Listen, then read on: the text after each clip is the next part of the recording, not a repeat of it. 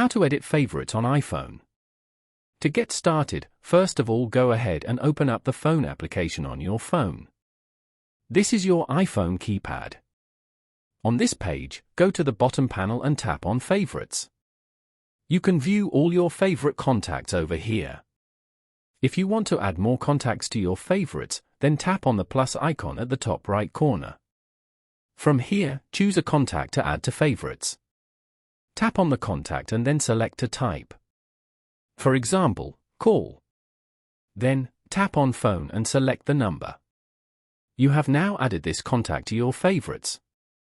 Here, go to the top left corner and tap on Edit. If you want to remove any contact from your favorites, then hold that app and swipe left. And then, tap on Delete.